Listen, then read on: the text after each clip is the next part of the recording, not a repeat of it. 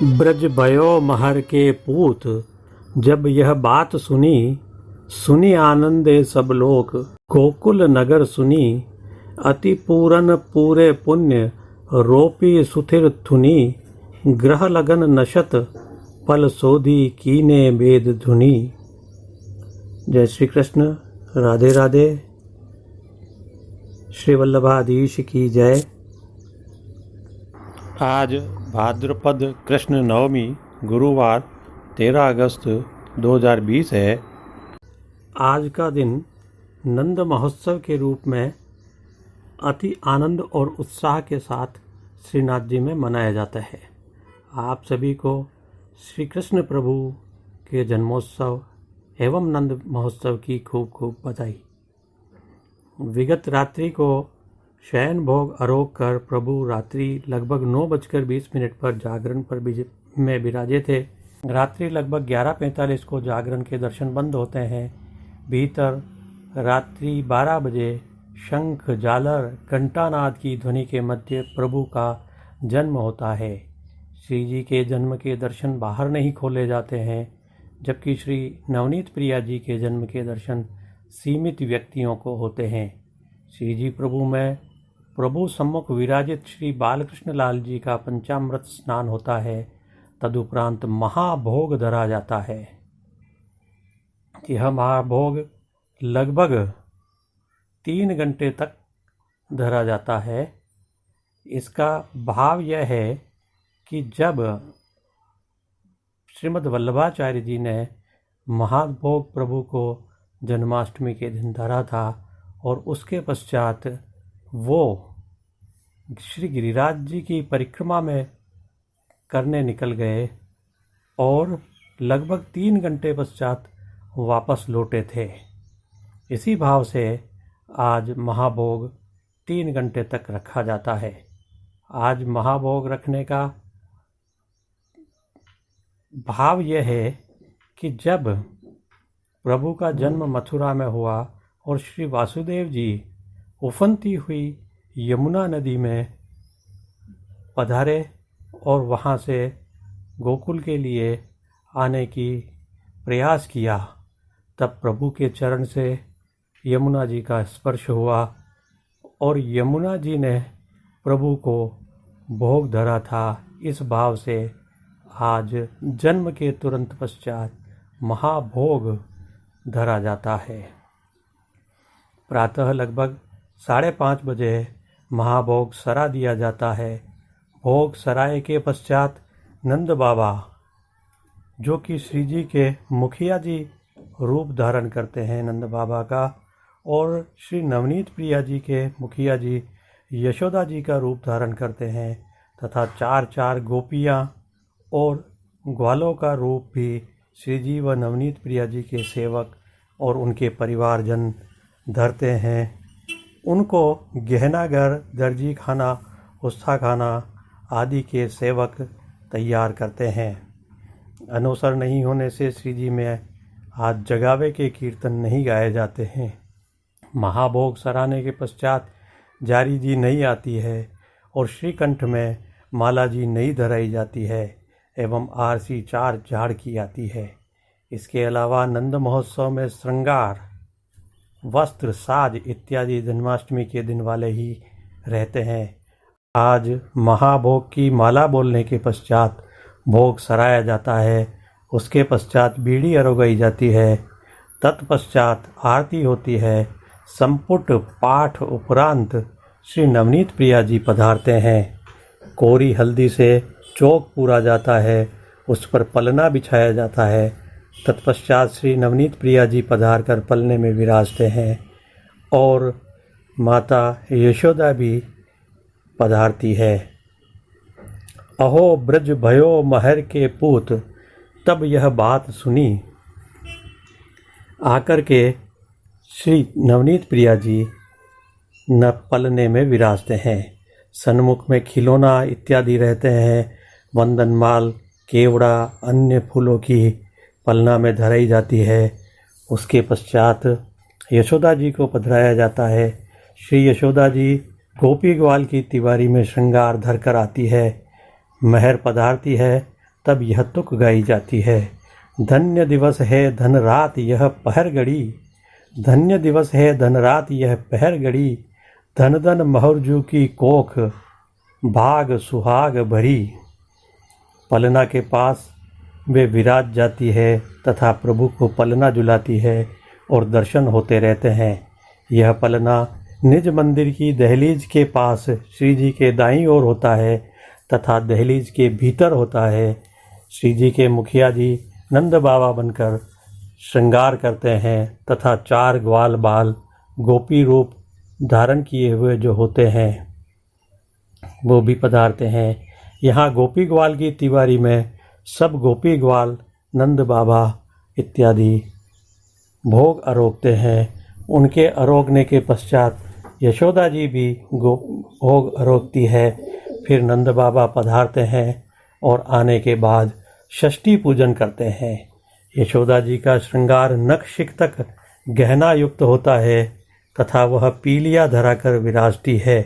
नंद बाबा का श्रृंगार सफ़ेद पाग, सफ़ेद धोती, उपरना, दाढ़ी मूछ सहित लाठी, श्रीहस्त में बाजू पहुँची, हार, श्रीमस्तक पर चंदवा जड़ाऊ आदि होता है तथा वे पधारते हैं। इस समय पद गाए जाते हैं।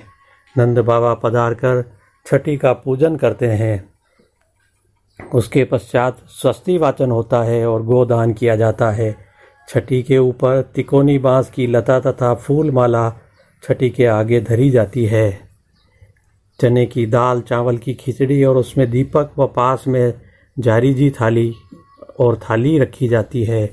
चौक मांड कर नंद बाबा विराजते हैं। छठी के पास तलवार, रई, वंशी आदि लाठी आदि रहती है। फिर उपाध्याय जी द्वारा छठी का पूजन कराया जाता है। संकल्प होता है, कुमकुम अक्षत अर्पित किए जाते हैं। स्वस्तिक पर घी की 3 धार दी जाती है और प्रार्थना की जाती है कि हे षष्ठी देवी, जिस प्रकार तुमने गौरी पुत्र स्कंद शिशु की रक्षा की थी वैसे ही मेरे इस बालक की रक्षा कीजिए। हे षष्ठी देवी, हम तुम्हें सपरिवार नमस्कार करते हैं। इसके बाद रई या मथना की पूजा की जाती है और कामना की जाती है कि हे मथना, तुम गोलोक से निर्मित और पूजित हो, इस बालक की रक्षा कीजिए, हमारे इस पुत्र की रक्षा कीजिए। इसके पश्चात खड्ग की पूजा की जाती है और प्रार्थना की जाती है कि हे धर्मपाल, आप इस बालक की विजय कीजिए। तुम्हारी धार अत्यंत तीक्ष्ण है, दुरासद है, अतः आप इससे बालक के समस्त अनिष्ट काट दीजिए। तत्पश्चात वंशी या मुरली और लाठिया की पूजा की जाती है तथा प्रार्थना की जाती है कि समस्त अमंगल को दूर कीजिए। आप भगवान के कर्म कमलों में विराजमान है और बांस की है, अतः हमारे वंश की वृद्धि कीजिए। हम तुम्हें नमस्कार करते हैं। फिर सभी के तिलक किया जाता है। हल्दी मिश्रित चून की मुठिया की आरती की जाती है और मंत्र आदि से आशीर्वाद करके सब भीतर पधारते हैं और प्रभु की सन्निधि में नंद बाबा गोदान करते हैं और पलना के पास मणिकोठा में दहलीज के बाहर पट्टा पर नंद बाबा विराजमान हो जाते हैं। जो 4 लोग गोप बनकर भी आते हैं उनमें से एक दूध घरिया जी भी होते हैं। वे कावड़ में मथना दही लेकर आते हैं। मणिकोठा में कीर्तन होने के बाद नंद बाबा को दही से तिलक करते हैं। फिर कावड़ से दही दूध निकाल कर उछालते हैं। 4 लोग जो गोपी बनते हैं वे साड़ी, लहंगा, चोली, आभूषण सब धराकर हाथ में थाली लिए आते हैं जिसमें कुमकुम, अक्षत, दुर्वा, नारियल तथा भेंट के रुपया आदि होते हैं। तब भी ब्रज भयो महर के पूत पद गाया जाता है। गोपी ग्वाल 4 ही क्यों बनते हैं? इसका भाव यह है कि यह गोपी ग्वाल 4 दिशा से गोपजनों के रूप में पधारते हैं तथा 4 युग के देवता के रूप में पधारते हैं और ये गोपी ग्वाल गुणों के रूप में भी पधारते हैं, जिनमें से सात्विक, राजस, तामस के त्रिगुण रूप के अलावा चौथे निर्गुण रूप में ये पधारते हैं। एक भाव अन्य यह भी है कि ये 4 गोपी ग्वाल 4 यूथाधिपतियों के रूप में श्री जी के जन्म के समय पधारते हैं और नंद बाबा के तिलक करते हैं, निज मंदिर के द्वार पर थापा लगाते हैं और भेंट करते हैं। थापा दोनों द्वार की दीवार पर 5-5 लगाए जाते हैं। इस समय बाल भोगिया जी इनकी थाली झेलते हैं। 5 थापा लगाने का भाव यह है कि पंच परमेश्वर इस घर की रक्षा करे। फिर दुर्वा धराया जाता है। दुर्वा धराने का भाव है कि दुर्वा पृथ्वी रूपेण होती है। इसके पश्चात मणिकोठा में ये गोपी ग्वाल, नंदराय जी, महाराज बालक, कीर्तनिया आदि सब मंडलाकार होकर नाचते हैं। बीच बीच में बधाई के कीर्तन का गायन होता है। उसके बाद कीर्तनिया को बीच में लेकर डोल तिवारी में मंडलाकार नृत्य होता है। तत्पश्चात रतन चौक में आकर फिर मंडलाकार नृत्य किया जाता है। तत्पश्चात मणिकोठा में निज मंदिर की देहरी के बाहर नंद बाबा पट्टा पर विराजते हैं और दर्शन खुल जाते हैं।